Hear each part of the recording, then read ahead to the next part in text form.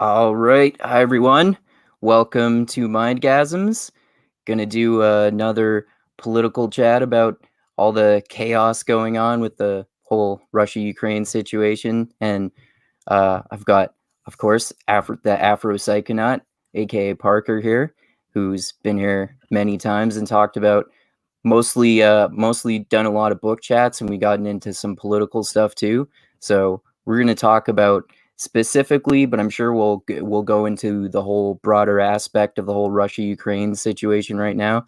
But we're going to get into like these conspiracy theories about Russians having secret biolabs and criticisms of that, and of course the now infamous Tulsi Gabbard, former presidential Democratic candidate, being accused of treason and being a Putin puppet for. I'm not actually even sure about all of the details of that, but I saw that they were calling her that. So it sounded like you were more familiar with the details about this stuff than me a little bit, at least, Parker. So, you want to start off with, well, actually, just I guess we could just take them in order. So what did you hear about this whole biolab thing? Because I heard like people like Glenn Greenwald floating this, and then uber lefties criticizing him for it and calling him a right winger like they usually do. But I haven't really seen right wingers' opinions on it. But what have you heard about different people's views on it? Well, actually, it's been confirmed. It was the Undersecretary of State, Victoria Nuland, I think her name was, and Okay. she had actually confirmed that there were under questioning by Marco Rubio. Uh, that it was confirmed that there were actually bio labs that had it was never there were a few things that were never confirmed, which is why Tulsi Gabbard is in a little bit of trouble now. But the first thing that was confirmed was she just said there are labs that we are concerned about. She never said that they were United States funded or anything. She said there are labs. Then Okay. she confirmed that there were, because basically Marco Rubio flat out asked, are there bioweapons that we need to worry about? And she said there are bio research labs that we are concerned about that would be bad if they got into Russian hands. And then she didn't really go into detail. She left it in vague town. She did it as political as you possibly could. It was like, I'm not going to lie So to you. Marco Rubio was questioning this woman, and that's what she said. What'd you say her name was? I think it was Victoria Nuland. Let me Okay. I actually got it here someplace. Okay. So Yep, yeah, there's it is Victoria Nuland. Yep, okay. she's the Undersecretary of State. So the Secretary of State's secretary, I guess. Okay. So basically, she was asked about, like, why would we have to worry about any kind of, bio labs or anything like that. I mean, you can look it up right now. If you look up, as a matter of fact, the clip's called Victoria Nuland on biolabs in Ukraine, and it was streamed on March 8th. So if anybody wants to come at me and say March 8th of 2022, if anybody wants to come at me and say, yo, it didn't happen, like, you can just look up the clip. You can look it up anytime on YouTube right now. So Maybe I should look for that clip, and I could play some of it and screen share it if I find it here. no, that's fine. Like, Undersec I would highly suggest it because it could be Undersecretary of State Victoria Nuland on the American NATO response to war in Ukraine. Um, no, they've got a very streamlined just you what said it she was said. 12 days ago? Um Oh, yeah. there we go. Victoria Nuland on biolabs in Well, Ukraine. Oh actually it'd yeah, be that's 8 days just a ago. short. Yeah, that's just a short clip here. I'm going to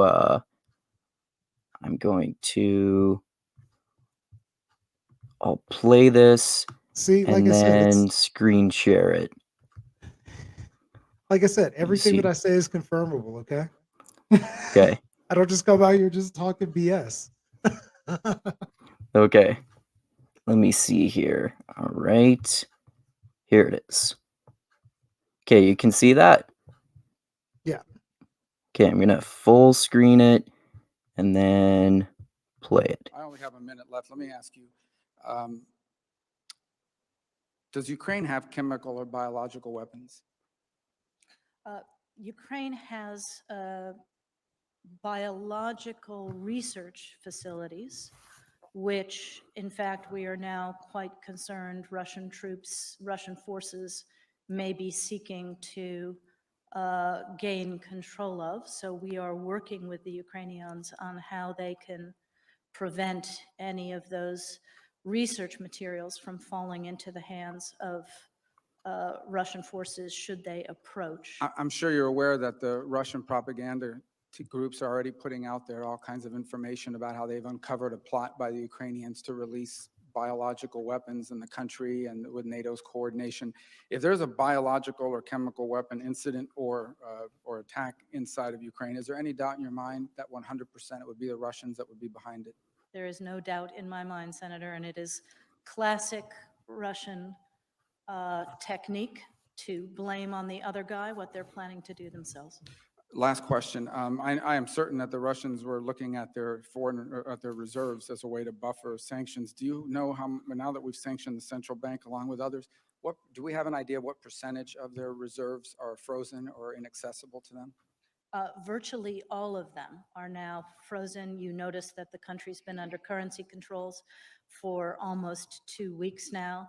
And the whole point of putting so many of these top 10 banks under sanctions is to make it impossible for them to get access to their cash in hard currency. Okay. All right. So basically, like, there are a few reasons why Tulsi Gabbard is disliked and thought of as being a Russian asset, but this is why it's kind of that clip. I'm glad that you put it in there because there were a few things that I picked up on that too, because she used a lot of political talk, and she basically went and said, whatever happens there as far as a biological weapon, because this is the big thing that's bad about that. And she said that there was biological research labs, but she was directly asked if there were bioweapons. Okay. Yeah. You have to ask yourself, why would she know that they were there? Okay. With the Ukrainian government.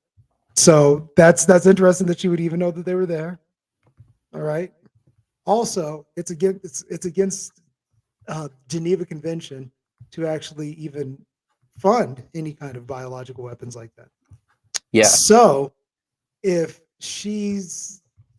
there's any suggestion at all that American money has passed through on that, very bad news. And and then to add to that, there's almost a suggestion that there might be biological weapons used, and if they are used, it's not going to be anybody that's on the Ukrainian side that does it. It's going to be people on the Russian side, suggesting that preemptively, if something happens, even if it takes out a lot of Russian troops, it will never be put on the Ukrainian people. It'll just be looked at as a Russian mishap of some sort. So they've already done the lubing up for that. Now they're ready to, basically thrust.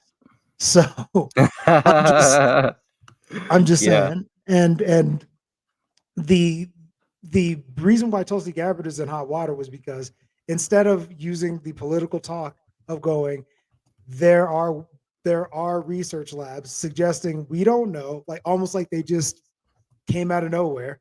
Nobody knows where these research labs came from, but we know that they're there. Okay. Right. So they're like, we're not saying we funded them. We're just saying we know that they happen to be there. Okay. Mm-hmm. So, and once again, what Tulsi Gabbard said is there's biological research labs that are done specifically for biological weapons. And that was something that wasn't said by the Undersecretary of State. All that was said by the Undersecretary of State was, hey, there's some research that's going on. We don't know what kind of research. We're just really afraid that research gets into Russian hands. So, like I said, it was all politicized, and she spoke very adroitly around what was really there. And then Tulsi Gabbard basically came in and she confirmed all of that. And she did it all on Tucker Carlson. It was actually, if you want to pull up that clip, it's actually a real accessible clip too. She said the labs need to be shut down, and she suggested that, and that was the reason why it was also treasonous, because she suggested that because they were being American funded, that America had the power and the capacity to shut down the labs. So that was also treasonous in a certain way too. And I could understand now why Mitt Romney would say what he said, although I think it's just disingenuous kind of thing to say when you are basically trying to cover up your tracks. Did she say, like, part of this is whether she said what she means exactly by going in to shut down these labs? Does she mean sending in American forces to shut down these labs? The way that she kind of said it, she said they were American funded, so just shut down the labs isn't internally, like just turn the lights off on that. Almost like they could just go Okay. click. And I was like, if you suggest that, that's like that is treasonous on a few levels because you're Oh, there's suggesting sorry, go ahead. you're suggesting that there is funding of a biolab, and not only is there a funding of a biolab, it's so deeply funded that we actually have the power to shut down the whole lab. It's like it would be one thing if it was a conglomerate of people, and you just happen to be a part. And it's like, well, we'll take out our scientists, but they're like, oh no, you can shut Yeah. down the whole lab. That's like, wait a second, how can you shut down the whole lab if it's in a whole different country and you're not supposed to be doing the research that they're doing there anyway? Right. So there's one 6-minute clip from 6 days ago that's Tulsi Gabbard labs need to be shut down immediately, and then there's Yes. one from a day ago of her reacting to Romney accusing her of treasonous lies. Oh yeah, I know that those two are up. The first one was the one that got the treasonous lies thing put out. So if you want to know Okay. what she's responding to, you have to play the first clip. Okay. Oh, I had to go through ads on this video first, but then I can play some of that clip. We'll just play some of that one. Since you've seen it before, once I start playing it, just tell me where to stop. We'll just stop when we get like the main idea of what they were saying there. So No I'll problem. screen share here again.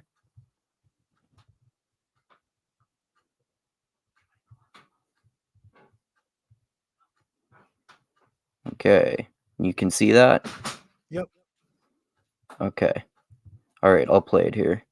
And yeah, just tell me, well, I can probably tell, but just let me know when once she's said what you think is the most important aspect of this. Okay, cool. In the foreign policy realm is Tulsi Gabbard, the former member of Congress from Hawaii. We're happy to have her join us tonight. Congressman, thanks so much for coming on.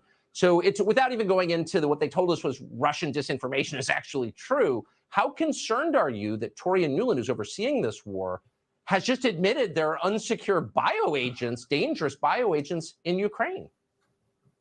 I'm extremely concerned, as should be every American and everyone in the world. The seriousness of this situation really can't be overstated. First of all, she didn't say no when she was asked by Marco Rubio about there being biological or chemical weapons in Ukraine. So if there were or are, obviously that would be a violation of the Biological Weapons Convention. Number two, they're categorically been trying to hide this, as you've laid out very, very well. And then once they were found out, rather than saying, hey, you know what, this is a critical emergency, it's a crisis, we have these pathogens in the midst of a war zone, not just in one location, but between 20 and 30 labs in Ukraine. This is a global crisis, we're going to take action immediately. This is how a responsible leader would react given the crisis of this moment. But instead, what did they do? Her response to Senator Rubio was immediately start pointing fingers. We're going to preemptively start the blame game should anything happen to these pathogens and who knows what is going on in these labs. Before anything bad happens, just say, you know what, it's the bad guys. It's the bad guys who are responsible for this. It is the height of irresponsibility. Their response to this, the fact that they're covering it up, the fact that they aren't doing really what needs to be done. Because unless this war in Ukraine ends right now, ends tonight, we face a very real certainty that one or more of these labs will be compromised, will be breached, and it won't just be the people of Ukraine who are impacted. We could face another global crisis when you look at a pathogen that could be released. We just went through this with COVID. We can't have forgotten this already. And once again, Okay, I'll stop it there because they mentioned the Decepticons. Yeah. All right. I noticed, like, well, in terms of Tucker Carlson, for example, I know Mhm. that he's on Fox News. He apparently has been like on the pro Putin side, and then Sean Hannity has been like literally advocating for assassinating Putin. And so you have to take that into account too. And then also, Tulsi Gabbard said that she didn't say no, but that doesn't mean she said yes. And then also, in the scroll on the screen there, it said Biolabs with anthrax and plague, but the I forgot her name again, but the woman didn't say that before. Victoria But Nuland. so yeah, Victoria Nuland, thank you. And but I mean, the way that she was speaking, though, I totally get what you were saying in terms of how she was kind of using political double speak in a way to maybe avoid incriminating herself in some way. So, man, like with the whole situation, if that actually, like, if bioweapons get used somehow, I mean, it's debatable whether Putin would do that or not, because some people thought it would be crazy to suggest that he would even invade Ukraine, but he's done that too.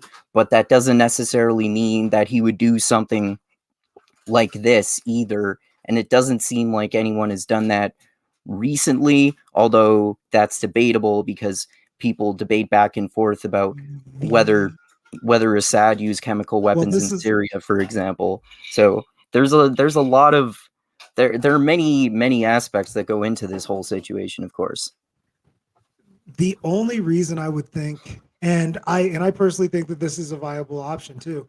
The only reason that I would think that somebody would or Putin would be interested in releasing a bioweapon is think about how crippled Russia is economically. If you want to even the playing field, remember how bad COVID shut everything down? If you want to do something like a COVID-esque type of of of resetting, like they called it the Great Reset when we had the pandemic and everything.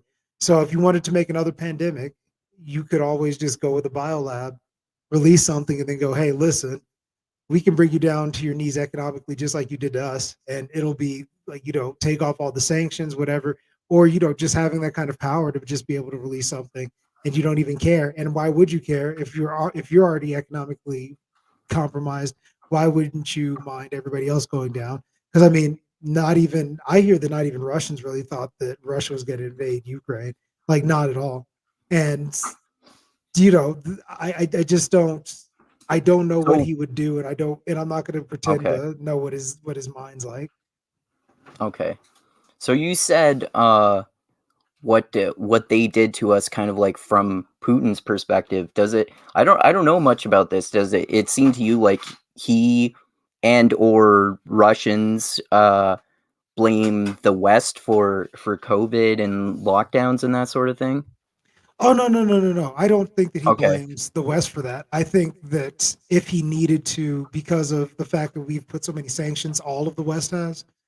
There's been sanctions after sanctions after Right. sanctions, Yeah. economically crippling people. So if you release another pandemic, you can economically cripple people again because it's like stay inside. You don't know. We don't even know how this is going to be spread. It could be airborne. It could be.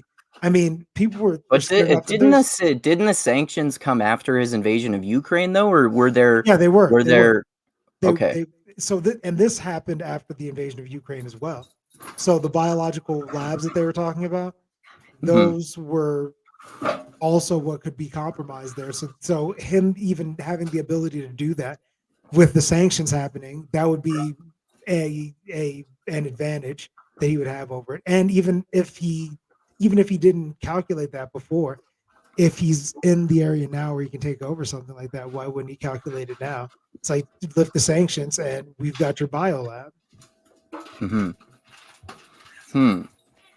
Yeah, man, I don't know. Like this, there's so many it's so hard to know what to think about this. Like I was talking about before we started, and like I always try to emphasize too, because they're like, people have so many contrasting opinions about it, and everyone is so sure of themselves, and you have to question people's motivations, and you can question that based on what they've done in the past, or based on how their behavior might change. Like, a lot of people were really skeptical of Putin invading Ukraine in the first place, like I was saying, and you know, he's bombed nuclear power plants like Chernobyl, for example. He's doing authoritarian shit, and you know, people agree and disagree about whether the sanctions are justified or not. So you could argue against them, saying that they hurt the Russian people who did nothing wrong, and then with like Western countries like the US and Canada and others boycotting Russian oil supply, it's driving up the gas prices for all of the Western countries too. But and then if you do oppose the sanctions, what would the alternative be? Obviously, sanctions are a lot better than fucking war, because the worst case scenario would be fucking nuclear war and the end of the goddamn world. So yeah, like that's what I always just try to keep thinking about. It's just there's so much uncertainty for me in this whole situation as it's progressing. And you've got to remember, a lot of people have this weird outlook on war, and it's been so distant because all of the wars that we've had have been, relatively cold. I mean, the last war we had was the one that ended in Afghanistan, and that one was, it's not like there was a lot of news happening about that. Even if there were things happening, it's not like anybody here knew about it. It wasn't as hot as this war is. So when you think about the fact that we've been so distant from it, it seems like it's almost a surreal kind of thing. So people don't really know what to do as far as real life tactics to solve real life problems like that. It's almost like we've become so soft, we don't really know anything that we're going to do. And I mean, we're doing sanctions, and just now Biden just put up, I think it was an extra $800 million that he was going to give Ukraine for aid. And I'm like, we're doing what we usually do, which is the American thing, which is like, we support a side. And then, after we're supporting the side, we're going to Switch give sides. you some aids. We're going to give you some aid, and we're gonna make sure that we look good in the eyes of history, and we supported the right side, and rah rah. And everybody puts up their Facebook page Ukraine flag colors, and everybody changes their border on their Facebook profile and also on their Instagram profile. And everybody knows you stand up for something and that you're a real person. And it's super fun. So yeah, definitely. so like we're doing what we usually do, and it's just part of this. And I understand why people dislike just Western society, because we do this a lot. We kind of we prop up certain regimes, and we do it for not necessarily the best of reasons, and we act like we haven't done other things. Like, there's things going on in Yemen, and there's all kinds of other atrocities that we don't care. That's a really good point too. Yeah, I've only heard a few people point that out, that people are so focused on the conflict in Russia and Ukraine right now, but as pretty much always, it's like no one is talking about the America selling weapons to Saudi Arabia to use in their genocide in Yemen. That's been happening for years and years under the Bush administration, the Trump administration, and the Biden administration so far. And then they've got, I think it was MBS, Mohammed bin Salim or whatever, the prince that is the ruler of Saudi Arabia. The only thing that they've ever said that was bad about him, I mean, and he was only bad because Trump wanted to get very, very close to him. And people were like, oh, can you believe that he wants to get close to the Saudi Arabian prince? And then it's like, you guys do too. As a matter of fact, you're trying to get his oil right now. So yeah, what are you talking about? So, and then at least Trump was the first one that came out and just flat out said, yo, we're selling them weapons. They're paying us a lot of money to do it. I mean, a lot of money to do it. And we're going to do that because we need money and stuff, because we're at a Yeah. deficit. So, and you know, it's one of those things where a lot of people disliked him for that, but that is what it is. And we're still doing that now. But, you know, because Biden is supposed to be the good guy, nobody talks about that anymore. And then, Mhm. you know, they're like, can you believe that they're killing all these people in Yemen? And then nobody talks about what's going on with the Palestinians in Israel either, and how America's actually also funding a lot of that as well. And nobody's talking about the fact that, you know, after Libya, after you took out Gaddafi, like it's basically an open air slave market for sex slavery. And, you know, but we want to act like we're all high and mighty and everything. We care about the people of Ukraine.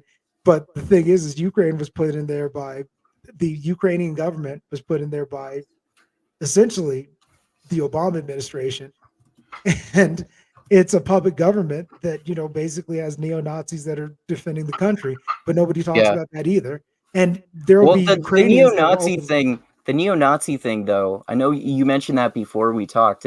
If I understand correctly, like obviously it seems like, as far as I understand anyway, that there are neo-Nazis, like small neo-Nazi elements of the Ukrainian military, but they don't like control the military, and the president himself is Jewish too. Well, this is the thing. If you actually look up the Azov battalion, they are like one of the lead battalions. It's a decorated battalion. I mean, it's, if it didn't have a whole section of that, I think maybe you're right. It's not the entirety of the military, but I would say they do the most violent of the activities. So think about it this way. They're not the entirety of the military, but they're the special forces of the military. Okay. So would you like there to Okay. be the special forces of the military to be the neo-Nazis? The most highly trained are the neo-Nazis of their military. No, I sure as So fuck wouldn't so like that. that's the problem, because it's like, you're right. It isn't the entirety of it, but a lot of what's going on is, and I mean, you can look it up. I mean, they've got pictures on Reddit right now of people just going through, and I mean, Azov Battalion, they're posting pictures online and they're happy about it, with them doing their Nazi salutes over dead Russian bodies. They're happy about doing that. Okay. So Mhm. don't get it twisted. It's not like that's a small thing. It's not a small thing at all. So us Okay. sitting up here and But it's also not it's not like you said. It's not like the full military operates under their authority either. oh no, it's not. But I'll It's a say this. nuanced situation. Like You're like right. we You're keep right. You're saying. right. Yeah. Let's just put it this way. I'm not gonna sit here and just do a full condemn, because that would be just stupid. Yeah. Yeah. Of But I course. will say it's higher up than you'd want it to be. Yeah. Yeah. So, I mean, I don't Yeah. think that there's any point in time in the United States military where they're like, hey, if you want to get to a certain level within our organization, you have to be a little racist. And then, you know, once you get past that racist point, your career is cool. Yeah, that's a good point. Yeah. So I'm just saying. But you know, that's me. I'm just a dude out here like having all kinds of moralistic thoughts and everything, because I'm in my 30s now. So, you know, don't listen to me. I don't know what's going on. Okay. I'm going to I'll play through these ads, and I'll and then I'll play Oh, a little you didn't bit of actually the get to any of the juicy stuff with that last clip. Honestly, you had to get Oh no? past. Oh, because she says more stuff. She's like, oh, we got to shut down those labs. And I remember distinctly, and Let me go back to it. I did remember distinctly her going like, these is like, we might be funding these labs and we need to shut them down, because she says we need to shut down these labs at some point. And she didn't Okay. mention that at any point in time during that clip. Oh, okay. I thought she did. I'll go back to I think we were at It was we're like at about- 240 something or something like that. It doesn't Oh, I thought we matter. were like 4 minutes in or something. No, we were like I'll 2 go back. minutes in. Okay. Go back here. And then we'll screen share again here. Let's see.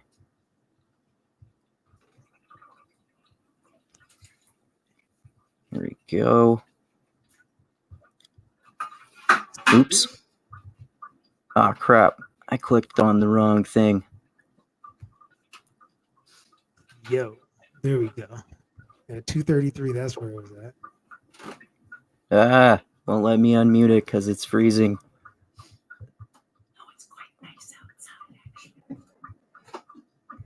There we go. Ukraine, William Taylor, former U.S. Ambassador, NATO, Kurt Volker, et cetera, et Oh, cetera. I'm going to go back a little more. Global crisis, when you look at a pathogen that could be released, we just went through this with COVID. We can't have forgotten That's this right. already.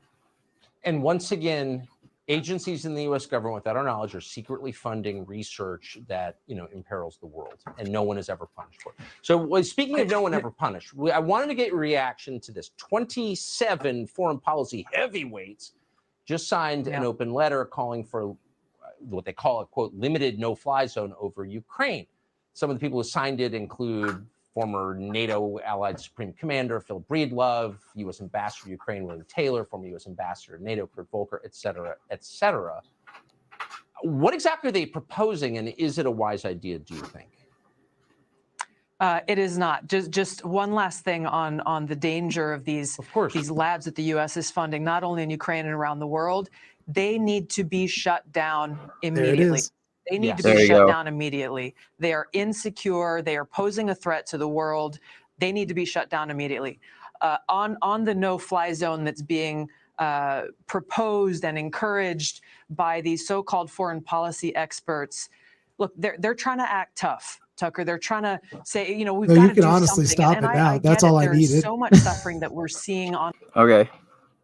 Yeah, actually. Like that was she flat out said they're funding them Mhm. and we need to shut them down because they're Yeah. was I tripping when I said that? It sounded like No. she said, hey, we're funding them and we fund them so deeply that we can shut them down.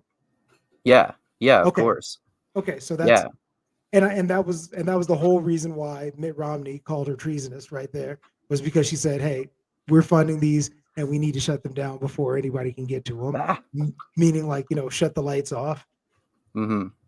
which I don't know Yeah, if she so- knows that, but Okay. Yeah, so she mentioned the no-fly zone there too, and I thought that was interesting that Tulsi Gabbard and Tucker Carlson were both sounding like they were against that, because I've heard a lot of lefties say that that's a tremendously fucking terrible idea too, because it means that you can shoot down any plane that goes into the no-fly zone, and that means that if a Russian plane goes into the no-fly zone and an American or even a NATO-aligned country shoots it down, then that could easily provoke a war with Russia, and it could lead to again, one of many things that could lead to nuclear fucking war and the end of the fucking world. but why were you surprised about that? Oh, well, because people. Well, I guess I'm not as surprised about Tucker Carlson, because of right-wing people, he is more anti-war sounding than a lot of them, and Tulsi Gabbard is too. But in general, I think right-wingers tend to be more pro-war, although Democrats as well generally are super fucking pro-war. It's like the lefties and some of the, I don't know, paleo conservatives and libertarians and people like that who seem to be generally anti-war. But I have heard, to be fair, some criticisms of both Tucker Carlson and Tulsi Gabbard, especially more recently, about, even Tulsi Gabbard specifically claims of being anti-war because she apparently was still pro drone strikes, and she basically was talking about how Biden's pulling out of Afghanistan was a mistake. And I think about that in terms of the whole Afghanistan situation. It's good that Biden pulled out, and that war should have ended a long fucking time ago. And also, even Trump deserves credit for basically starting the process during his administration, but Biden deserves credit for carrying it out, although the way it was done was fucking mangled. but I'm not sure how it could have not been mangled either. And then apparently Tucker Carlson has supported some more stuff in the past before. And another criticism that I've heard of him from lefties, for sure, to be honest, is he's pretending with his populism and pretends to support the working class, whereas really he's like a trust fund kid and went to this Ivy League university and all that kind of stuff. I mean, oh, hold on. Okay, my bad. I mean, he could be, but does that take away the fact? Does that take away the fact that he might actually have a point? Because my thing is I'm like, okay, so in terms of like what they're saying about no-fly zones, I totally agree with them on that, regardless of what they say about anything else. Well, I mean, you could dislike his personality, you could dislike his character a little bit, but I mean, the facts are the facts. It's like you said, I don't think that there's anybody, and we're just not in the shape right now to have a war. Like, war is all about logistics. And right now we do not have the oil supply. Like, we don't have the leverage to really be able to do war. Like, people don't think about what war is. Like, war is a bunch of like really heavy duty gas powered things going against a bunch of other really heavy duty gas powered things. If you have a lot of gas, you can, continue to have that war. But right now, almost all of the West is dependent on foreign oil supplies. So, because there's nobody that's making domestic oil, like that's big. Like, all the environmentalists got all of the Western nations. If you try to even talk about drilling or anything like that, they'll go, "Oh no, but what about the children?" And then you're like, "Well, no, we have a huge domestic oil supply here in Canada. Like, where I live here in Fort McMurray, Alberta, is one of the biggest oil capitals of the world." Well, good times, but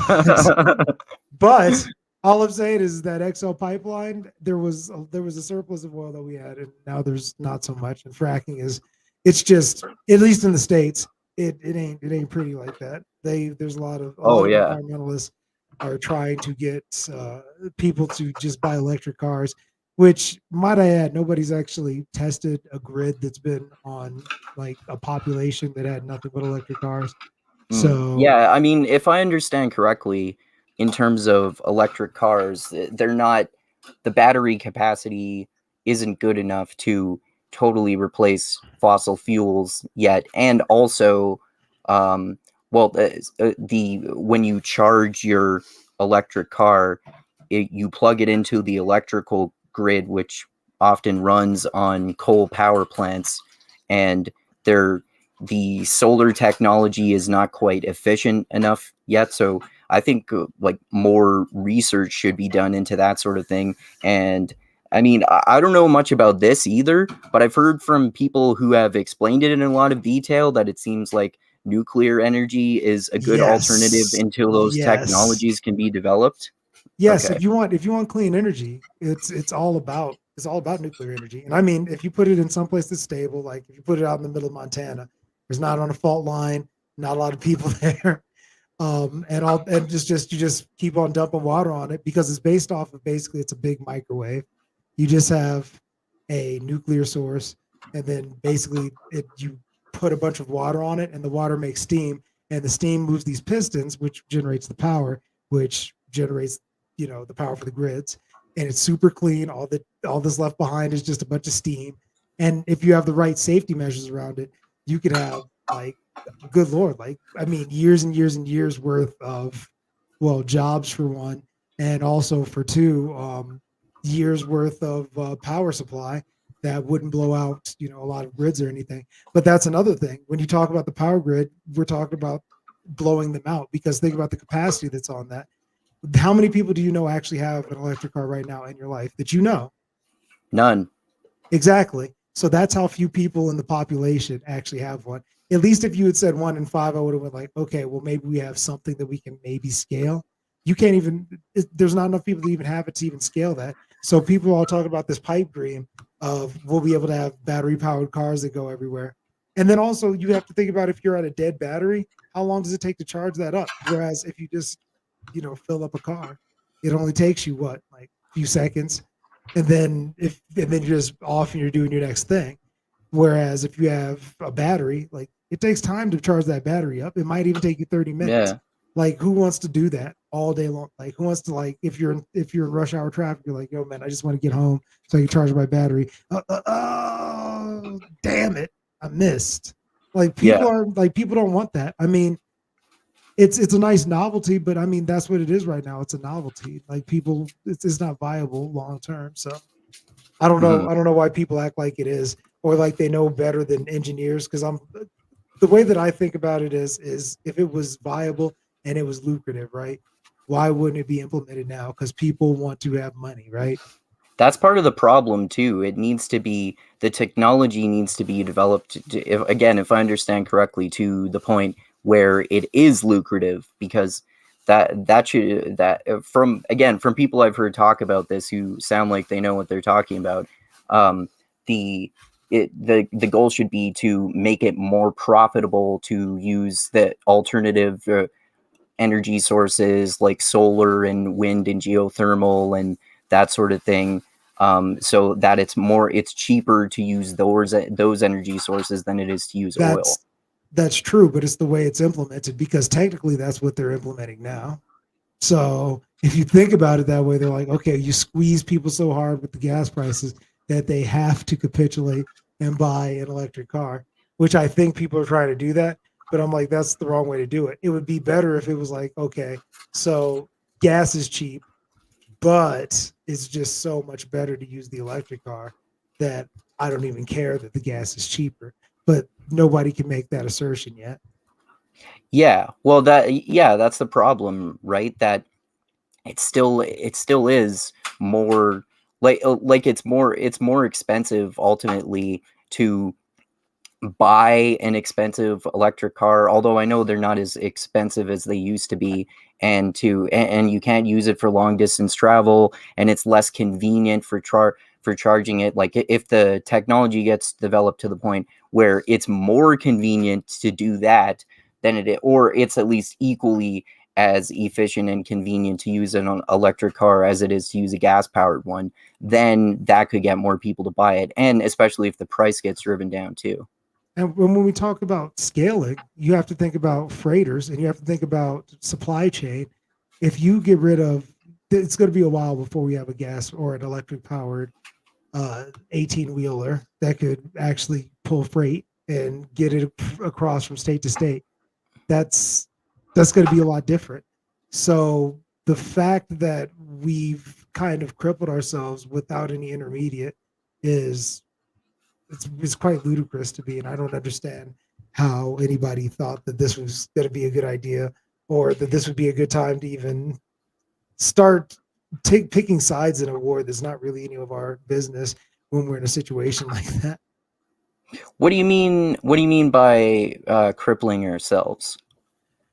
Okay, so with the XL pipeline being taken down, which was something that Biden did immediately when he got in office. I mean, that was like, I don't know, maybe the first or second of his executive orders.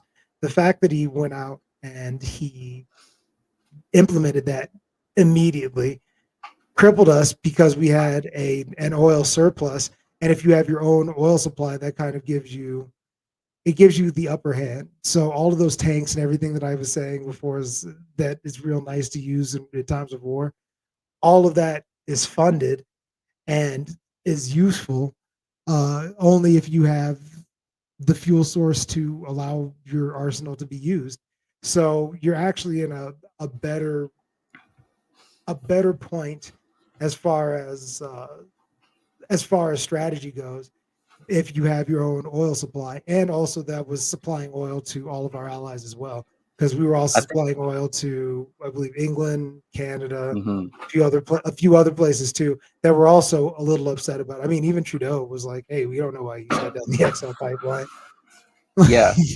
Yeah, so I mean, it depends on how you look at it in terms of oil and money being the cost. Like we were talking about how Western countries like the America and Canada have driven up our oil prices by boycotting Russian oil, but then also, at least the theory behind the sanctions was that it was going to cripple rather the economic ability of Putin to be able to wage war. And then so he has his own oil supply, and but I mean, obviously, Western countries like America and Canada and European countries too still have access to other oil too. So it depends on how you're measuring the access to oil, how much it cripples you economically versus how the sanctions cripple Putin's ability to wage war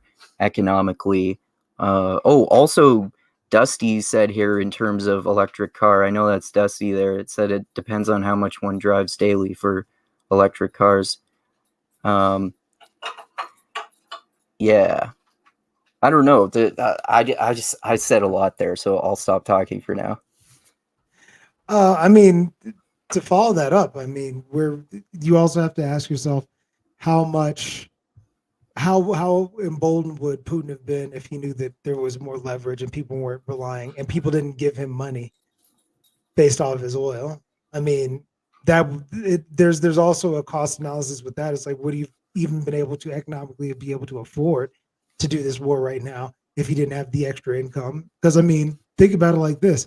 If I don't know if you've ever had a job where you work overtime, but when you get those overtime hours, or if you have like the night shift and it's $1 an hour, then you're like, I'm gonna be a regular person, and you go to day shift, and then you're like, oh man, this day shift is great. Like I'm getting in, like some good CrossFit hours, all that good shit. But the problem is you don't realize how much it's hurting your pockets when you don't get that extra dollar. So I think that the buying of his oil and basically him supplying most of the Western world with oil, that was the extra dollar that he needed in his paycheck to do what he did. And then he's kind of like, what are you going to do about it? Because I supply your oil. What are you going to do? Stop buying my oil? And then when everybody went like, yeah, we'll stop buying your oil, then it's like, well, where are you going to get it from? And everybody else was like, yo, nah, man, we're chilling with Putin, bro. And it's like, oh my God. Like literally they like went with the axis of evil because they wanted Venezuelan oil. Venezuelan oil is like blood oil, okay?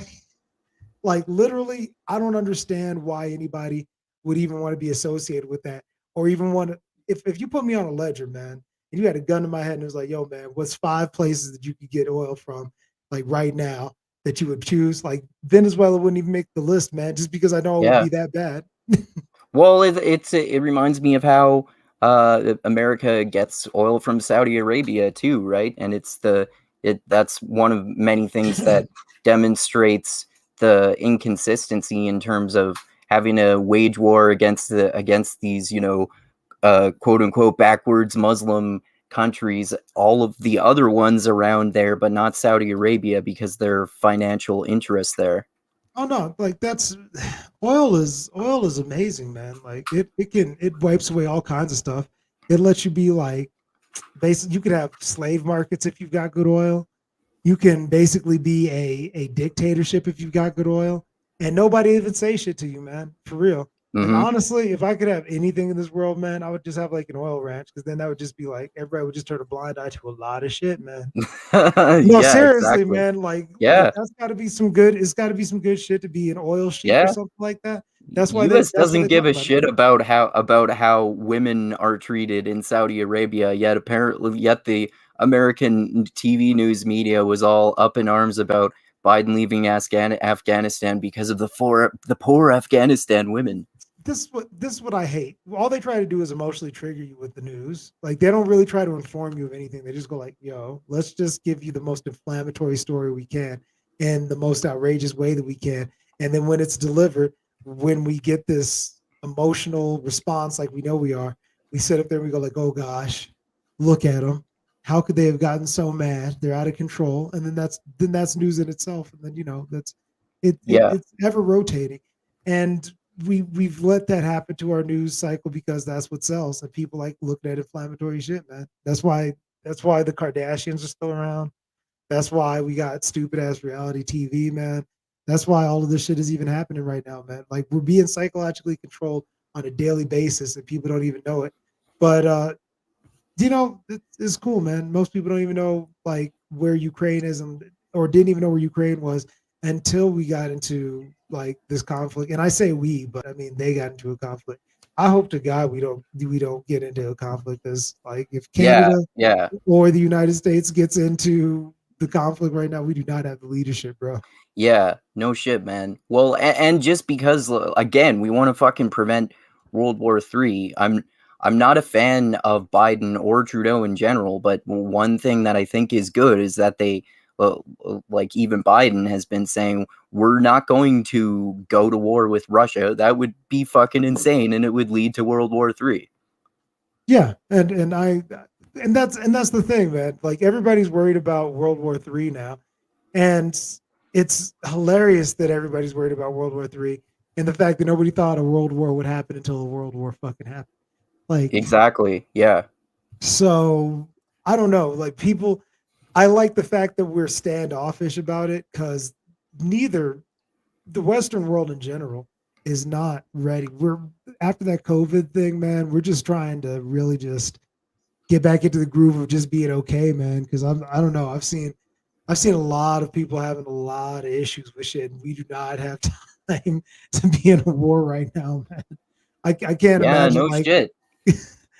well, I can't even imagine what kind of soldiers you'd have now. Because I mean, it's bad out there, man. There's people that are really up against the wall right now, especially with inflation and with just the gas prices. Because Yeah, that rising inflation, rising gas prices. It's harder and harder for people to make ends meet.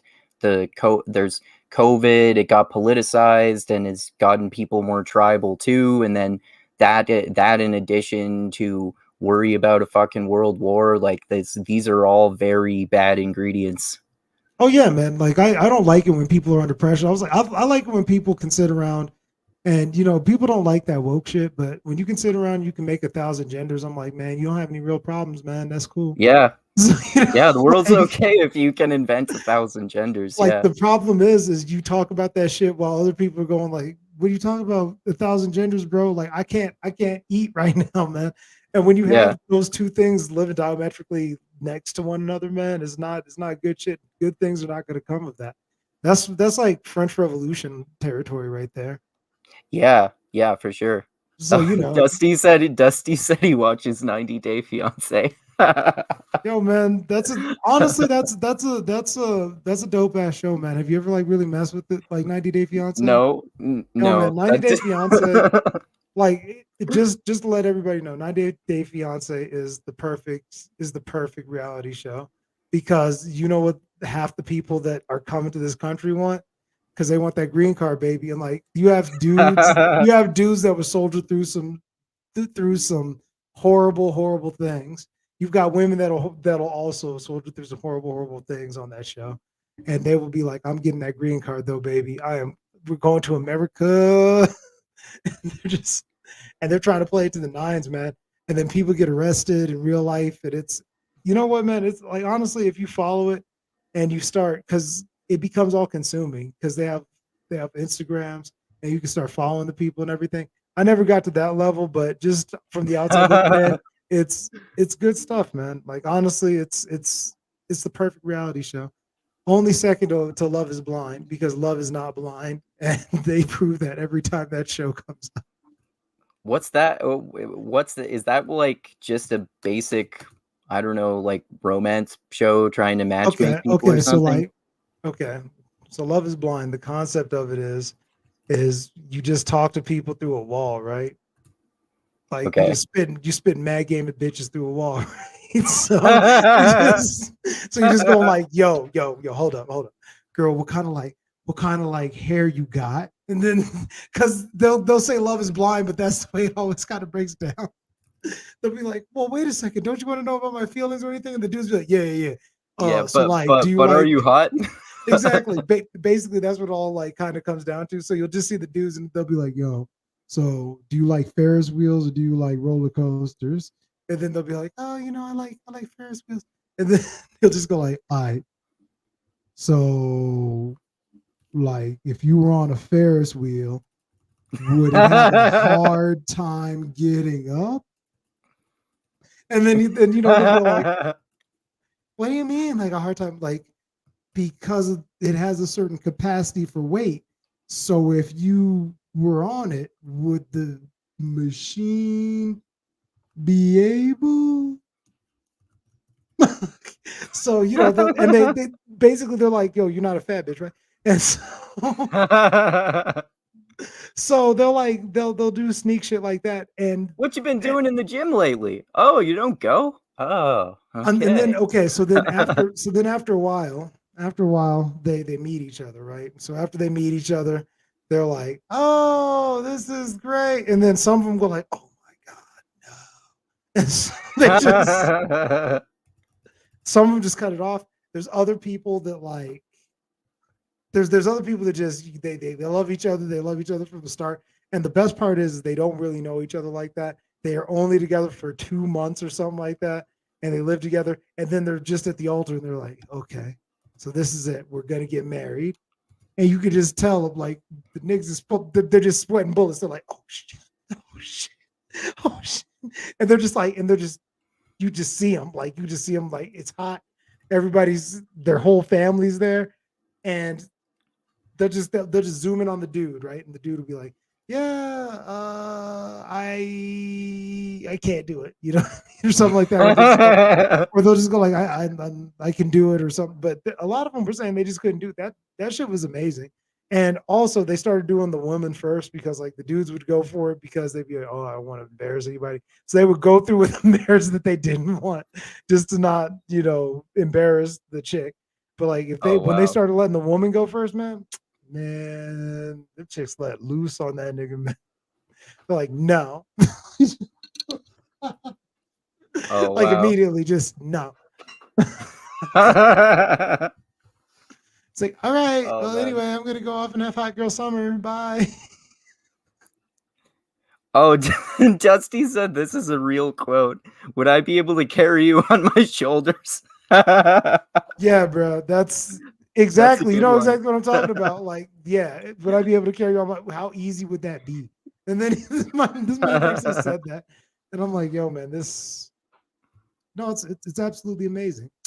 But yeah, anyway, Russians and biolabs and shit. Yeah, that shit's fucked up, bro. Yeah. Oh, you want to watch a little bit of this clip of Tulsi Gabbard reacting to Romney accusing her of treasonous lies? Please do. Please do. This is going to be amazing. I hadn't even watched this. This should be entertaining.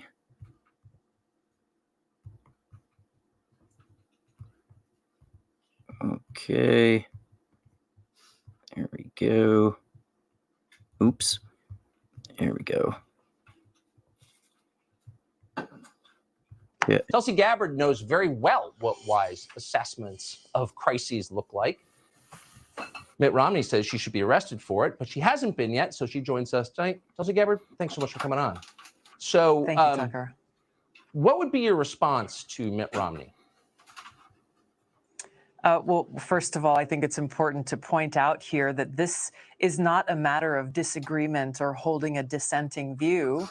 This is about facts, and this is about the truth. So while Senator Romney and all these different talking heads in the mainstream media are regurgitating Hillary Clinton's slanderous talking points, the facts remain. Number one is they're accusing me of saying that somehow there are bioweapons labs in Ukraine. I've said no such thing at any point. I have said that there are biolabs in Ukraine that have received U.S. support that contain dangerous pathogens, that if those labs are breached, then we in the world are facing a potential future of pandemics, that this is a dangerous crisis that needs to be addressed immediately. These pathogens need to be destroyed. The second thing they're saying is they deny, even though there is a plethora of evidence that exists, they deny that these biolabs are even there.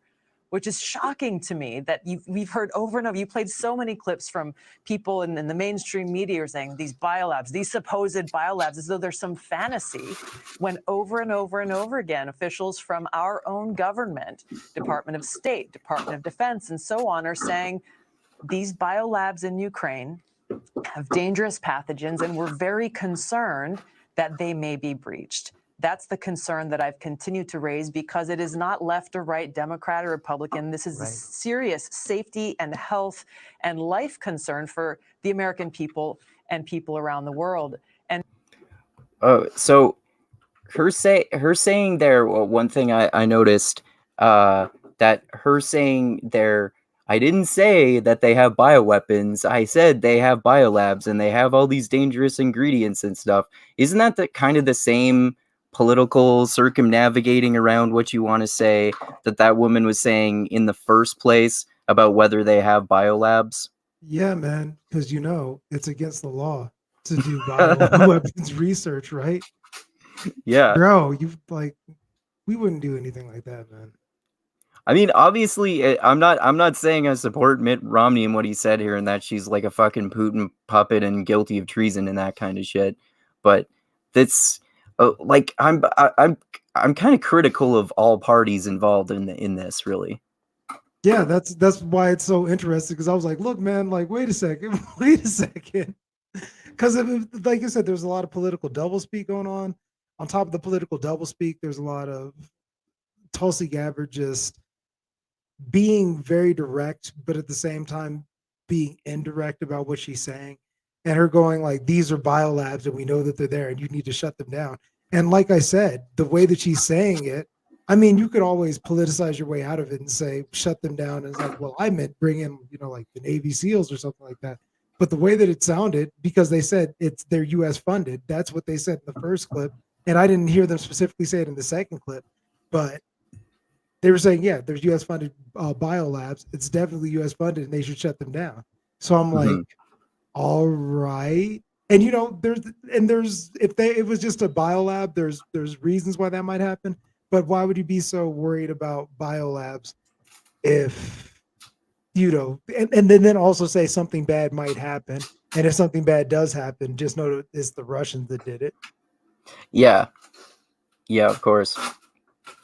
Yeah, that's another thing too. Like, well, part of this whole tribalization of the Russian-Ukraine conflict is that it seems to be the case that you either think Russians are the villains and the Ukrainians are angels, or vice versa, the Ukrainians are evil and the Russians are good, or something like that. And I mean, we were kind of talking before about how it seems more likely that it's more kind of somewhere in the middle. It's more complex than that. Putin is a really fucking bad guy, and it seems like the Ukrainian government is kind of authoritarian in some ways, and like there are neo-Nazi elements, even though they don't necessarily, they don't control the whole military, but the Ukrainian government is less authoritarian and fucked up than Putin's government in Russia, for sure, too.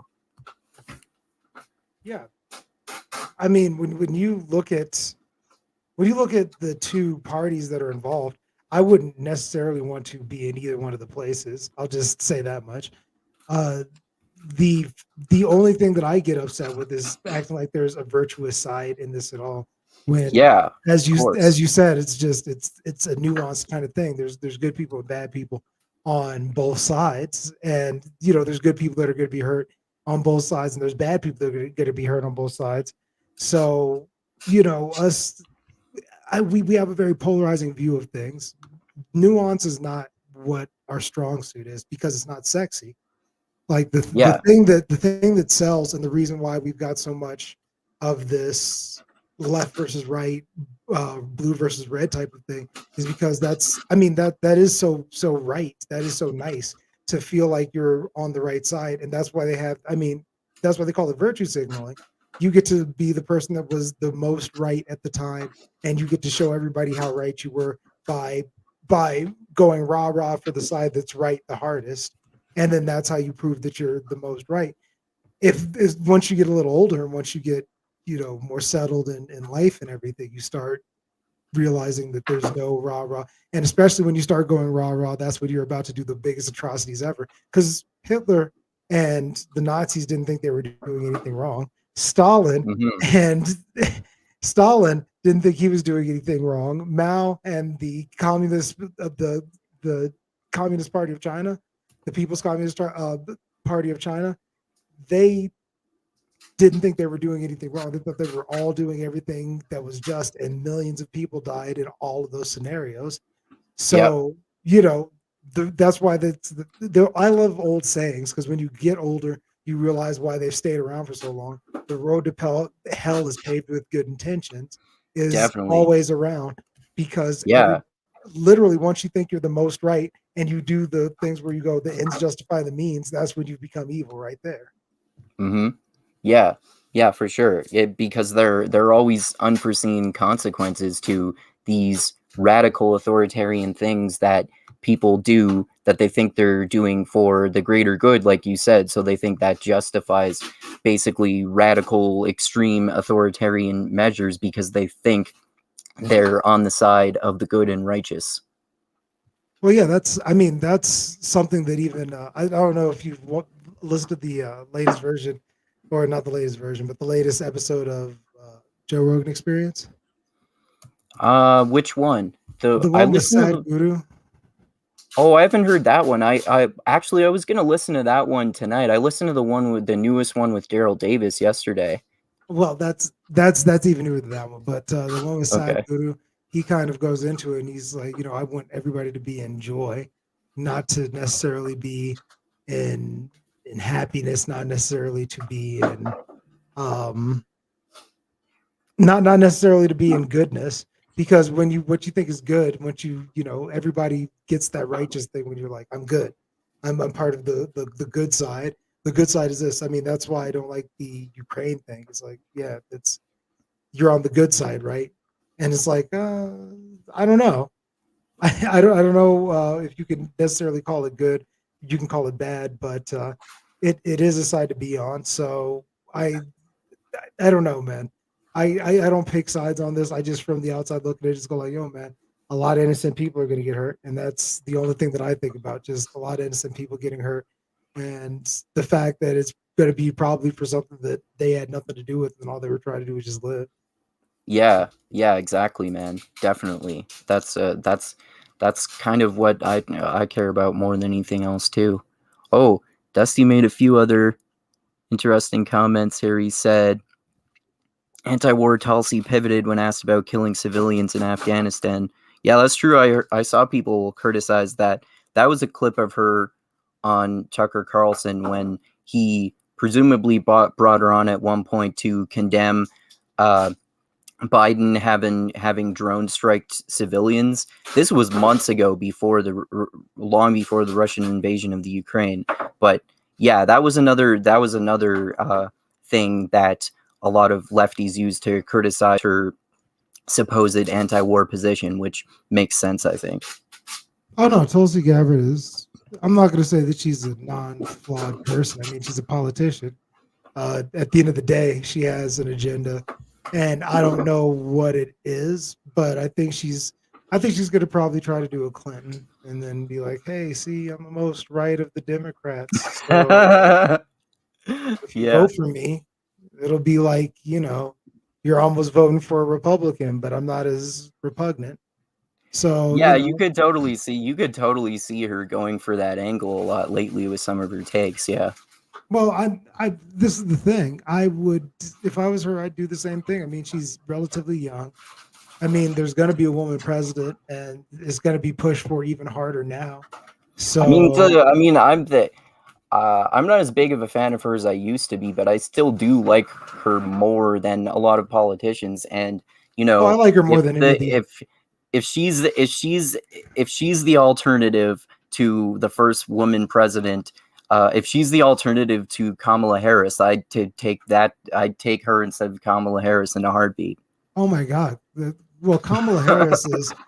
I remember I didn't like her when she was like, "Yo, man, we celebrate Kwanzaa," and I was like, "Yo, man, I've been black for 33 years, man. Don't nobody black celebrate Kwanzaa." Like, we always talk about it. You always have that one cousin that's like extra woke and extra, wearing dashikis and shit like that around the holidays. And even he goes like, yo, man, we do Christmas, and then we might do some Kwanzaa like directly afterwards, but we don't ever just do straight up Kwanzaa. I ain't never heard of anything like that ever a day in my life. And the fact that she said it, like, I remember I was online, and I like to go to just the Blacks of Black forums. So I went to like World Star Hip Hop, and then I went to the Shade Room. I went to the Council of Blackness, okay? And I went and talked to the. Is that a real thing? Hold on. I went to the Council of Blackness, all right? I don't know if it's a real thing, but I should make it. I call it the trifecta. When you go to World Star Hip Hop, then you go to the Shade Room, and then you've got to go to. There's got to be at least one or two celebrities that also endorse it too. So I remember it got the whole Black Council on this whole thing. I remember when she had done the whole Kwanzaa thing. Everybody was like, "Yo, man, have you looked real hard at Kamala? Is she actually Black, yo?" Like, I remember people said that. It was like, "Yo, man, she's really shady, and I think she's trying to play like she's one of us, but she ain't." And then on top of that, people started like going back. And when people start looking at you, there's no way you can stop being looked at. So they went back on Hot 97, right? And then they started looking at what she said, and she was like, "Yeah, I used to smoke a little bit of weed when I was in college." And then note, she was putting dudes away for draconian amounts of time for weed, okay, in California. Draconian amounts of time. Like, I'm talking like you got 20 years in jail for getting popped with some weed, okay? And then you were like basically put into slave labor by having to be like part of the fire brigade that they put up with out of the prison system. But I digress. Okay, so she was on Hot 90s. She seems like culturally, like with the way she was raised, she seems culturally stereotypically upper class white. Which is fine. You can be that, but like she tried to act like she was down with the people. And every time she tried to act like she was down, more and more people started squinting and going like, "Yo, wait a second. Is she really Black?" And then people started going like, "No, man, she's colored, but she's not Black." You know what I'm saying? And like, cause just what she said. And when she'd gone on Hot 97 and she goes, "Yo, I smoked a little weed and I used to listen to Biggie and Tupac." I was like, "Yo, bruh, you realize that Biggie and Tupac, they were both, when you were in college, neither one of them were popping off. Like, you went to college in the 80s. They weren't around in the 80s. And when everybody called her out on that, she just kind of like, then that's why she keeps on trying to redo her image, because she literally can't." Yeah. Oh, Dusty said Kamala did have the being raised by a single mom experience.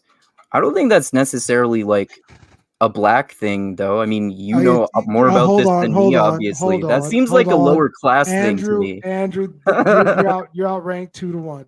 Being raised by a single mother is Black. But Dusty's a Black guy who's making this argument to you, a Black guy, and me, a white guy. No, hey, I'm letting you know, like, Dusty, I feel what you're talking about. Yes, on the real, it is like that. It is really like that. Yo, like, I know a lot of white single mothers too. I live in like single mother central here, though. Oh, that's Canada. That's Canada. Yeah, okay? I don't think it's Canada. I think it's like redneck country Canada, redneck country part of Canada. Well, yeah, of course. I mean, like, if you go to the redneck part anywhere, like, they have them, but usually it's a half Black kid. But my bad. You know what? There's people that I know that watch this, and they think better of me, and I'm sorry that I'm letting you down, but this is the way that I feel deep inside. So I guess I'm like sorry on the outside. I'm sorry that you had to experience this part of me, but I'm not sorry about what I said, because it's the way I feel. In my heart of hearts, is the way I feel. Like, have you ever had something that like you just feel and it's just like, man, it'd be great to have it like off my chest? Like, yeah. I imagine you're probably the way every white dude feels when there's an N-word in a song and he's really into it and he can't say it because he's with his dudes. So yeah, man. Dude, if I'm home alone and I'm listening to rap music and someone says the N-word, I'm gonna say it. There are no Black people around. There's no one watching me.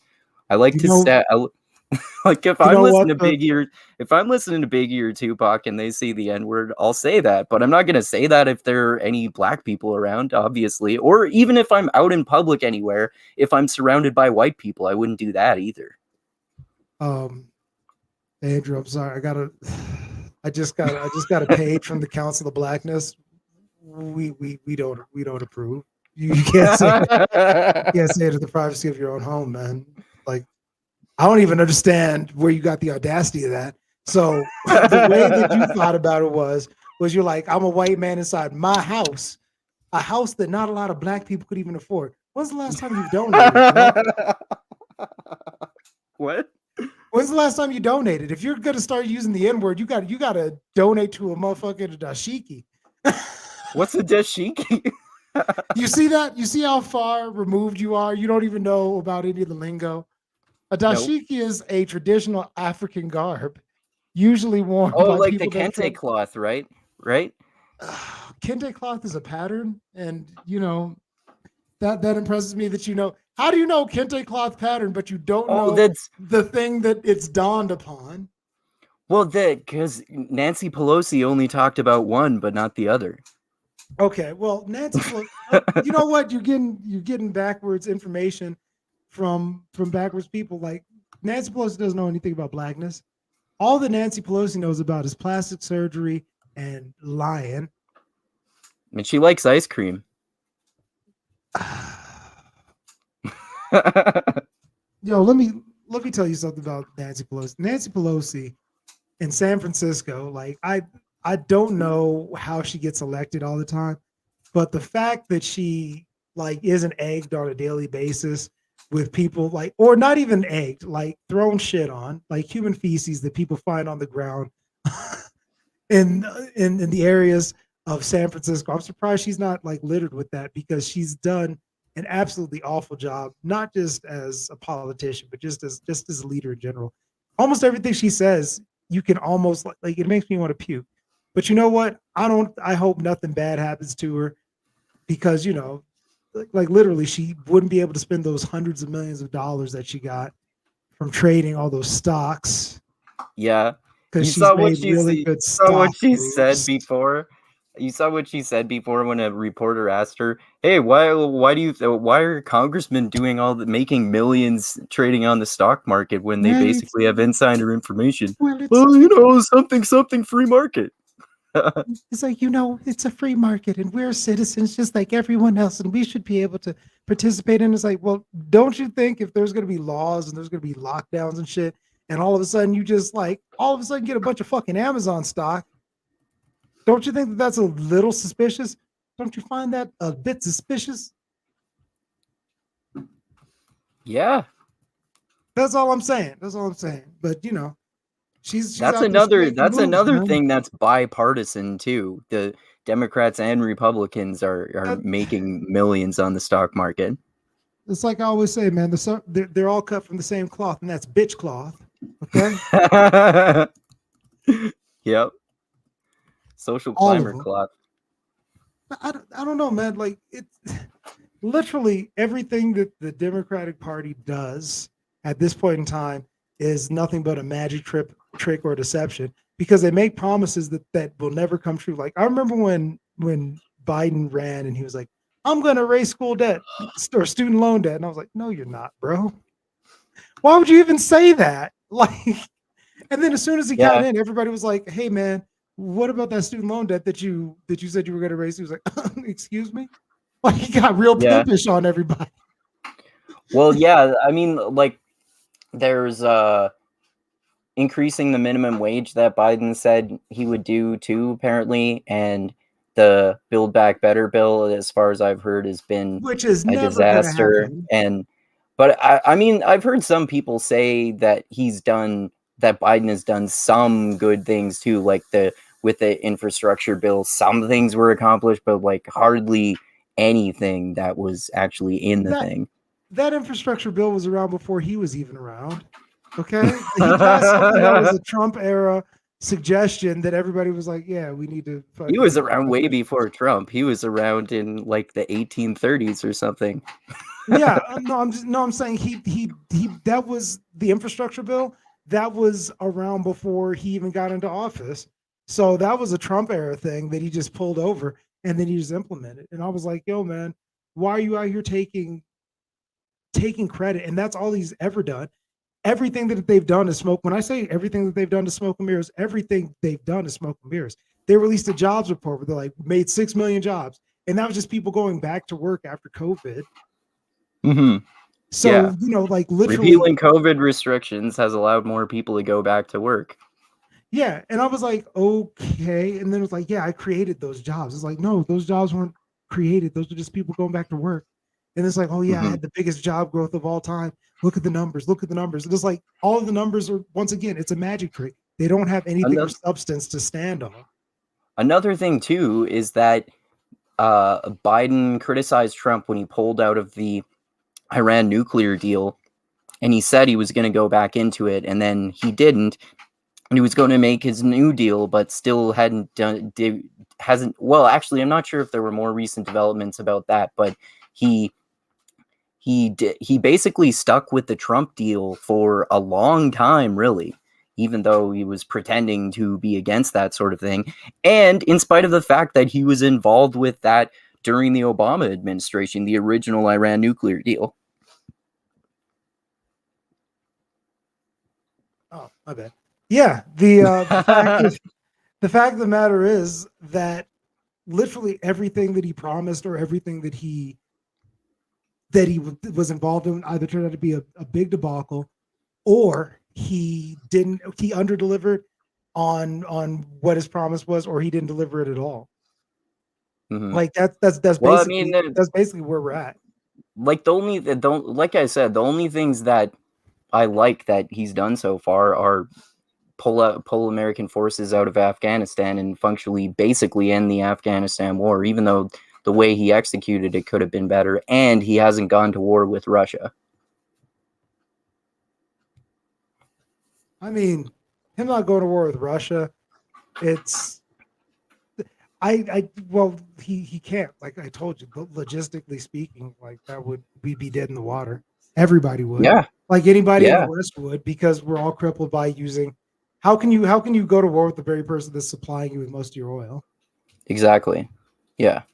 So, they're trying to find alternatives, but the alternatives are also pretty awful. Yeah.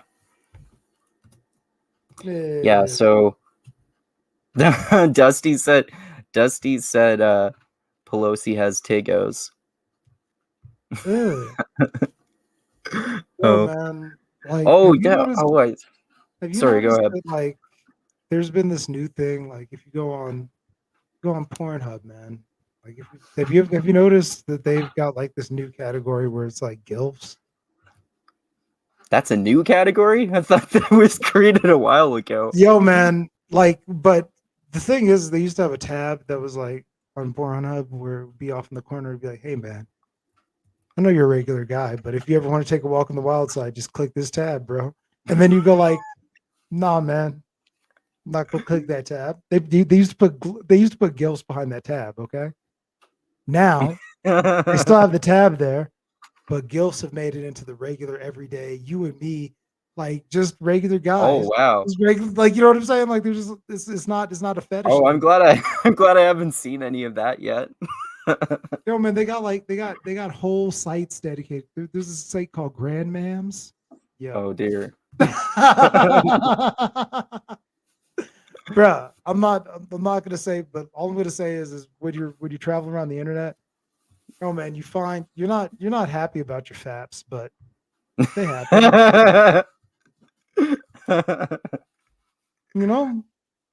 Yeah. Like I don't have proud moments, but I live. Yeah, sometimes you gotta mix it up a little bit, right? I don't know. I don't know if you've got to mix it up a little bit. Like literally, yeah. It's not like it goes real wild. Like I don't go into any like extra fluids or anything. I just like what I like. And I leave it as is. But you know what? Like I think they're trying to program us. I was just wondering why I was on the regular page with everything else. We've talked about my proclivities a little too hard right now. We don't. So I know that I'm the one that brought this up, but now I'm deeply uncomfortable with it. Can we change the subject? Yeah. Okay. So actually, Dusty made a few more comments about the Russian-Ukraine thing that I think we should talk about. So one of them said he said far-right party in the Ukraine only got 2% of the vote in the last election. So if that's true, it sounds like there isn't much mainstream support at all of the far-right parties in the Ukraine from the Ukrainian people. Wait, did you just like fade out? Or was that me? Oh, did I? Okay, my bad. Did you lose my audio? Oh, yeah, I did lose your audio for a second. It's cool. I'm good. You can hear me now? Okay. Yes, I can hear you now. Okay. So, I mean, what do you think about that in relation to the neo-Nazi part of the Ukrainian military? I think it still exists because it's documented as existing. Just because you don't get a lot of the vote doesn't mean that there's not a heavy slant that might be there. And I don't know about their elections because, from what I understand, if you talk to some Ukrainians, they'll say that it's a puppet government and that they never really had real elections. But that just depends on who you talk to. There's some people that would say the same thing about this country, so take that with a grain of salt. Yeah. Yeah. Well, those people say that, like, if you're talking about like the voter fraud people for the Trump election, those people are like full of shit in terms of that sort of thing. But that doesn't. I mean, there's probably some level of voter fraud that happens even in like Western countries, but to not a very significant amount because it's mostly legitimate elections. As much as you can say. I mean, people can argue against democracy in general, even going back to Plato, who said that democracy was the tyranny of the majority. But that's a whole other level of that sort of thing. And like in terms of the Ukrainian comparison to Russia too, that reminds me of a similar thing I thought about Russia, in that apparently there's a lot of mainstream support for Putin, but I'm not sure if I trust polls about that, because obviously it seems like he's authoritarian enough that he could intervene with polls heavily like that and make it seem like he has more support than he has. I don't know about that. Yeah, I mean, when you really think about how people are taking in this war and how propagandized just media is in general, it kind of makes you wonder what the real storyline is in general with almost everything. Because I mean, think about all of the things, and I mean, well, if you want to talk about the most recent thing that's been globalized, was the information that happened about the recent pandemic with COVID. I mean, how many times did you hear just counteracting points on that and counteracting views, and just how almost everything has been debunked, but we were led to think that it was all on the up and up from start to finish. And what do you mean? Like, in what way? I'm talking about like, for instance, here, you had the Fauci video of him going like, "Oh, it's not just good to wear one mask. You got to wear two. Oh, don't wear masks unless you've actually got a sickness or something like that, because we need to save masks for medical staff. Oh yeah, did you know that masks don't work at all? Oh, you got to get this vaccine. Ivermectin doesn't work. Oh, now ivermectin's been vindicated. It actually does work."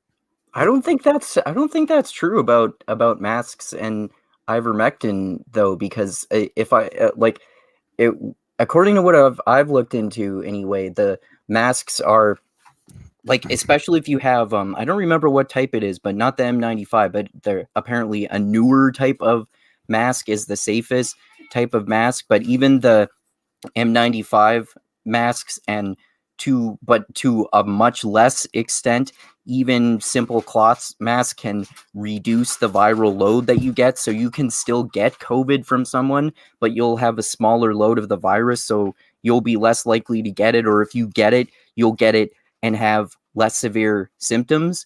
And with the, what was the other, with ivermectin, for example. I was just hearing about that the other day, and if I understand it correctly, Jordan Peterson and some people were spreading this study about ivermectin that showed that it was effective against COVID, but one of the authors of the study himself actually tagged him on Twitter and said, "Hey, I'm the first author of this study. We actually retracted it due to improper research methods, and it didn't actually show that ivermectin was effective against COVID, and it hasn't been peer reviewed or replicated either. Like, if I understand correctly, ivermectin is extremely useful for curing river blindness because the guy who invented it got a Nobel Prize for that. But studies on ivermectin itself, if I understand correctly, haven't shown so far that it's actually particularly effective at all for COVID specifically, especially in comparison to any other drugs, and especially in comparison to the vaccine too." Well, as somebody that can't peer review any of it, all I'll say is, yeah, that all sounds compelling. And the fact that there's so many different conflicting things about it, but it's even brought into contention is odd to me, because it should just be medical information, right? It should just be information. It just should be something that is. But now we're wondering whether ivermectin, and I'm like, okay. But I mean, fine, I'm talking about the problem was with the way that people understand the scientific method, though, because even if it were one legitimate study, you can find one legitimate study that proves almost anything, and then one that proves the opposite. It's whether it's been replicated and peer reviewed that actually matters. Like, you can show one study that says that coffee is bad for you, and then you can show another study the next day that coffee is good for you. What matters is which one of those has been replicated and peer reviewed. Well, what matters is Dusty said careful with the Decepticon talk. Yeah, seriously, I try to refer to the vid as the Decepticons because I told you before I got one video deleted for talking about that shit, right? Oh, Decepticon. Okay. Well, I didn't know what the code word. You still there? Would be. Yeah. Oh, can you hear me? You froze. Hello? Or I lost my internet there. Oh, can you hear me? I lost you for a sec. You there now? Can you hear me? I can hear you now. Okay. Cool. Yeah. All right. Yeah. Seriously, I told you I got a video deleted for talking about the Decepticons, right? So I try to talk. My bad. Everybody usually calls it the Coov or something like that. The Coov. Yeah. Yeah. So yeah. Well, the thing about it is when it comes to the scientific method, it's more about the box that you want to put your method within.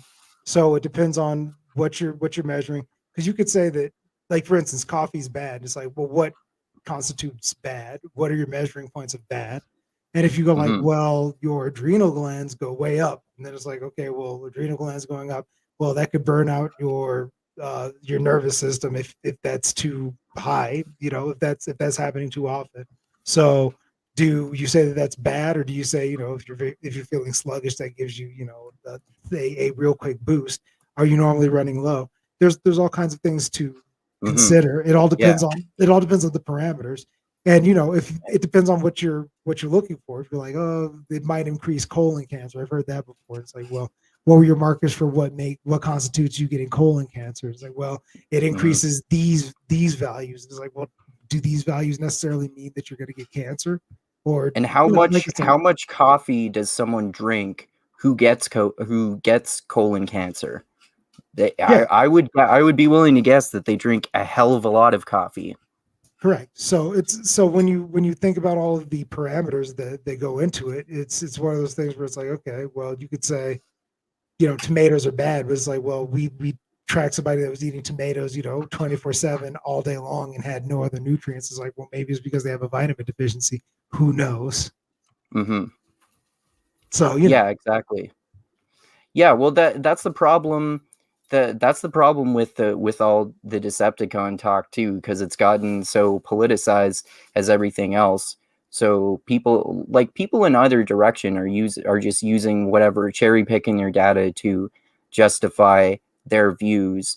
Like, like, I've gotten vaccinated, but I'm against vaccine mandates. So that makes me like that makes me like right wing somehow to people who are more lefty than me. And then you can talk all day long about the science in terms of that. Like, people have conflicting and political views about ivermectin and myocarditis and the vaccines and mandates and all of the relevant factors involved. oh yeah, I mean, there's always a way to frame any kind of tragedy so that it can, I guess, be moved and be used for whatever purpose you want it to be used for. And you can make it so numbers mean whatever you want them to mean. So, I mean, technically, if you really know the magic of PR, basically anything can be made to look like and validate anything that you want to be validated. Mm-hmm. If you just spin it the right way, because that's all that basically we have at the end of the day, until unless you have something like physics or something like that where you can actually prove it. Well, But that's why most of the time you the can't. scientific method is so important with all the Decepticon shit, though, because regardless of what claim someone is making, you have to look at it in the context of a whole bunch of questions that you're asking, like, has this study been peer reviewed and replicated? And one thing with the vaccines that people have done that I think is like either just ignorant or dishonest, which is them saying that you can still get it if you get vaccinated. Yeah, but the point is that you can still get it, but if you have gotten vaccinated, if you do get it, you're less likely to get hospitalized and die from it, which is pretty important. Well, you have to also think about the comorbidities that go along with it. Like, for instance, I wouldn't suggest. And what qualifies as a comorbidity? Well, I mean, there's definitely been some attributes of obesity being linked to the higher COVID death. And I was like, if you're obese, you should probably get the shot. But if you're somebody that's in relatively good shape, you're young, then why would you really even take the risk of having something like an extra vaccine that you don't need? Well, the reason that I did is that, I mean, according to the research that I did, that even for someone like me, it was safer to get the vaccines because the risk of getting negative side effects from it was dramatically outweighed of the risk of getting bad consequences if I do get corrupted by the Decepticons, regardless of other factors involved. Like, I just want to have less of a chance of getting sick. But then I didn't take the booster shot because that one, for me, it seems like according to what I've learned about the science, that one is much less necessary and for someone like me, and way more necessary for an older person with comorbidities or someone like that. Oh yeah, I definitely understand. Being extra cautious about something, but I think also it also combines with your own personal freedoms that you have. So Yeah, for sure. Well, that's why, like, for example, even though I've gotten vaccinated, I joined with my other Canadian friend Chris in publicly criticizing on this channel Justin Trudeau for invoking the Emergencies Act for that trucker freedom convoy, because I think that's a unnecessarily fucked up and tremendously authoritarian thing to do, even though some of my lefty friends and family members disagree with me about that. I don't see how they could, but I mean, that's coming from my background and me understanding what I feel like I understand. But I mean, I guess I try to have compassion for the other side. So I suppose if people want to go with the mainstream narrative that the truckers were essentially just racist that wanted to get their racist way, which I don't see how you could live here and think that. But I mean, if that's what you chose to believe, then I guess I could see why you would want such authoritarian actions to be made. Mm-hmm. Because Well, I mean, one of the things that I said about that is that Emergencies Act hasn't been invoked since the 70s, when his dad, Pierre Elliott Trudeau, invoked it because there was literally a Quebec separatist terrorist group who kidnapped politicians and threatened to kill them. If I understand it correctly, there was little to no violence in this whole freedom convoy thing, and if they had gotten violent, that would have been a problem, but they were mostly peaceful protesters. that sounds a lot like what they said about Black Lives Matter too. I know, But right? I was about to say, I'm like, but they're not actually like in the background setting fires and starting riots. Yo, man, I was about to say that was pretty spot on. It's like they were mostly peaceful protesters, but no, I mean, I agree. I think that if there were kind of, far right elements, which everybody takes advantage of when there's chaos, and that there's going to be chaotic ages that come and there out. were right-wing elements, but I think people exaggerated the degree to which that represented the freedom convoy. Well, yeah, I mean, that's, like I said, I don't think that they were leading the convoy. I don't think it's like an Azov battalion kind of thing where it's like, oh, that's a high-ranking battalion within the ranks of the Ukrainian government. It's not like they were the leaders of the convoy and it was like, hey, like, second to all of this white supremacist stuff. Mm-hmm. Dude, you should have seen like my left-wing family member. Oh, Justy said, from what I read, the majority of Canadians approved of Tang Trudeau's handling of the protests. See, I heard that too, but I don't know, I don't know how much to believe that too. And I can only go from what I've heard about other areas and other people in Canada and what I've heard from people in my area. So, like I said, I live in Alberta, which is a right-wing part of Canada, generally speaking, and so I know people who have gotten vaccinated. I know people who are anti-vaxxers for sure, and I certainly know some people who are against the Freedom Convoy, and I know people who are for it. And it seems like, similarly to other places, like similarly to the US, it kind of depends on your location. That seems to have an effect on the percentage of people that swing politically right or left. Like in Vancouver, where my brother is, who is an uber lefty, and in Ontario, where our friend Chris is, people seem to have more lefty takes on it. And like my brother and uber left-wing people like that, you should see the craziest left-wing take. The craziest left-wing take I saw was that if you support the Freedom Convoy in any way, or if you don't think it should be shut down, you are de facto supporting white supremacists because some of them are white supremacists, which makes no fucking logical sense. Well, yeah, I mean, like I said, it's whatever's over the top that gets all of the views and the clicks. And if you're in an affluent area, it makes you seem like you're more nuanced if you go with the contrarian point of view of going like, oh, I'm so well spoken and I'm so well read that I go and I understand the nuances of the world.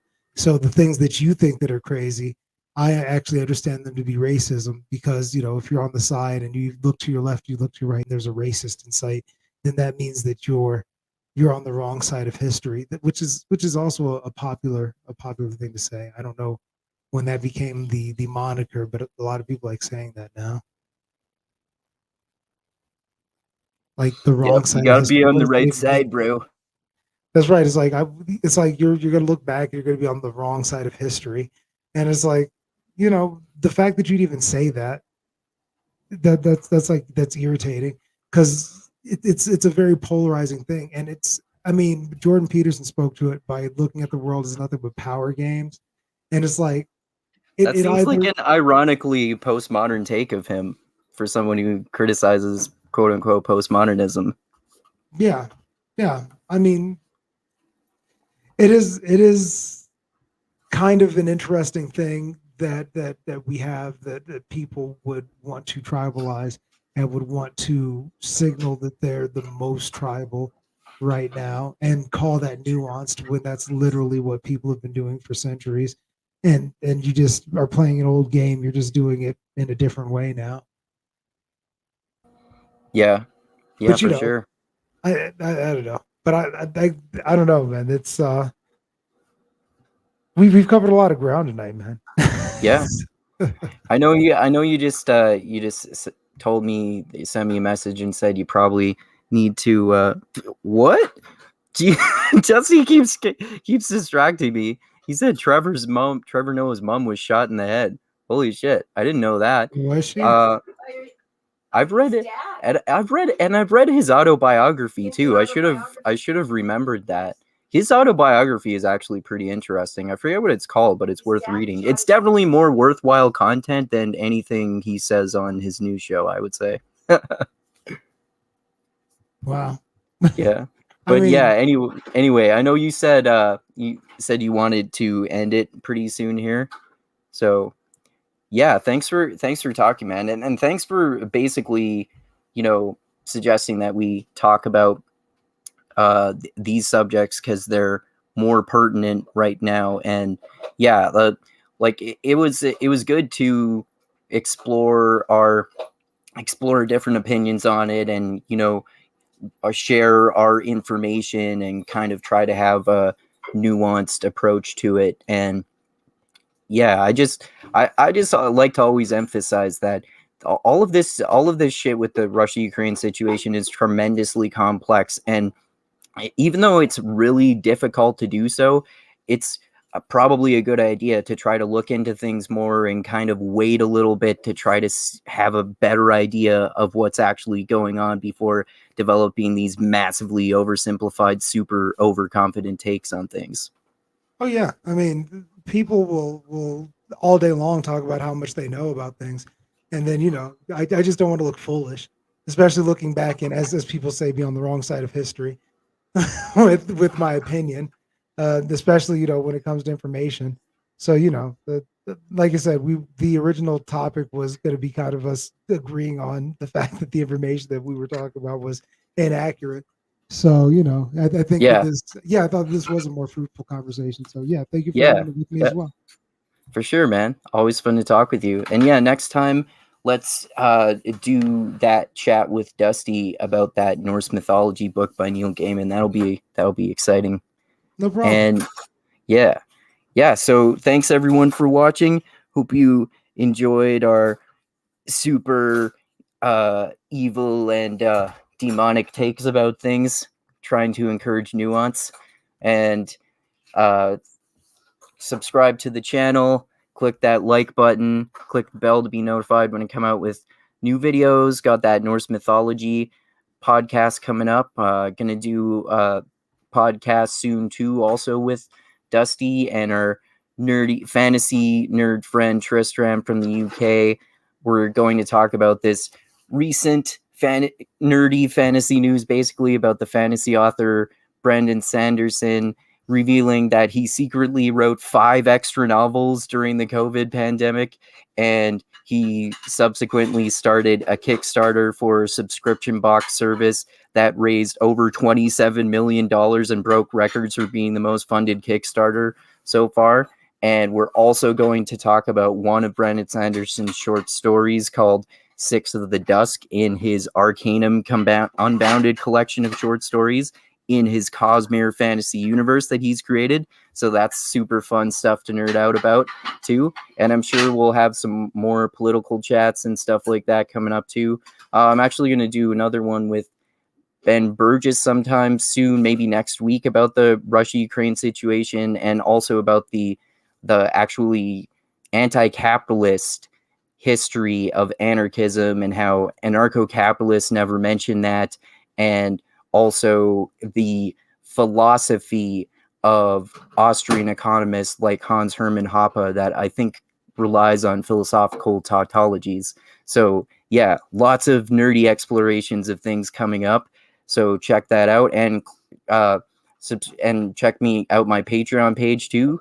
Even $1 a month is always greatly appreciated. The link for that is in the description of the video, as always.